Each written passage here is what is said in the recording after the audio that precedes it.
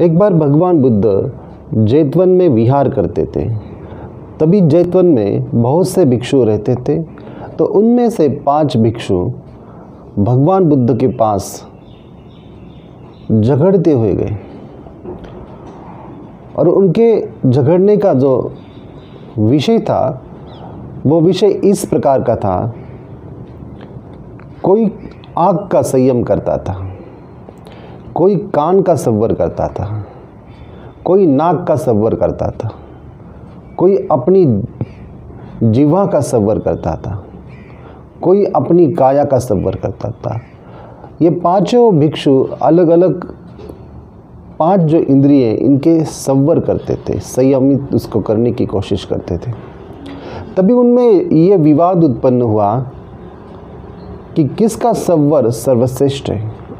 आँख का संवर सर्वश्रेष्ठ है या कान का संवर सर्वश्रेष्ठ है या नाक का या जिह्वा का संवर सर्वश्रेष्ठ है। तभी भगवान बुद्ध के पास ये विवाद चला गया। तो 5 भिक्षु ने बुद्ध से पूछा कि किसका संवर अच्छा है और श्रेष्ठ है। तभी भगवान बुद्ध ने उनको कहा, किसी भी इंद्रिय का संवर ये कठिन है, दुष्कर है।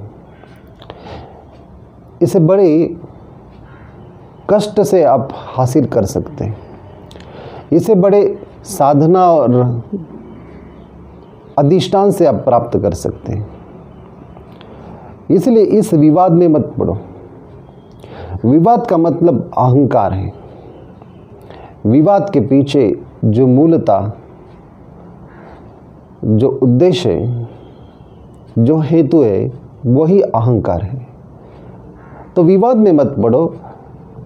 चाहे आँख का संवर हो, चाहे कान का, चाहे नाक का, चाहे जिह्वा का, चाहे काया का, चाहे मन का, किसी भी बात का संवर हो, उसे प्राप्त करो।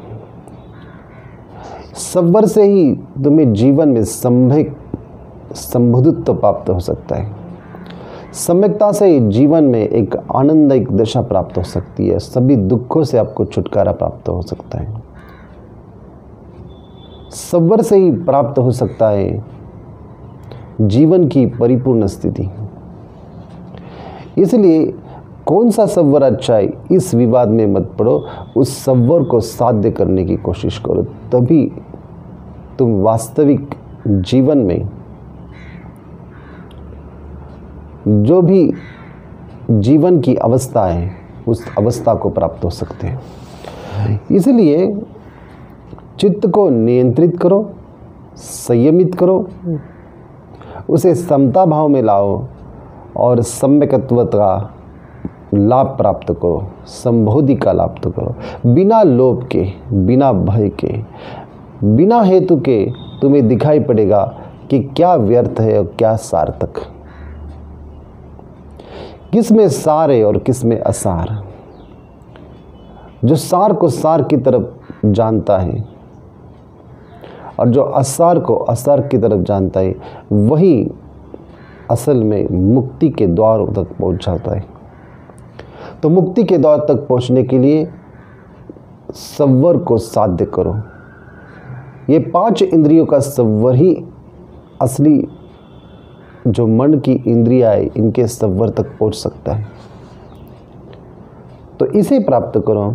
इसलिए बुद्ध ने तभी एक गाथा की।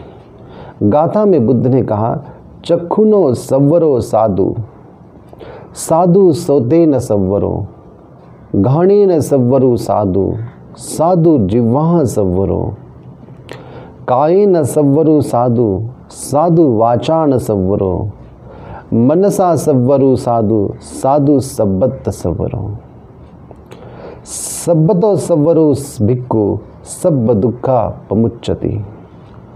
आँख का संवर भला है, भला है कान का संवर, घ्राण का संवर भला है जीभ का संवर, शरीर का संवर भला है वचन वाणी का संवर, मन का संवर भला है सर्वत्र संवर, सर्वत्र इंद्रिय का संवर, सर्वत्र संवर युक्त भिक्खु, सारे दुखों से मुक्त हो सकता है।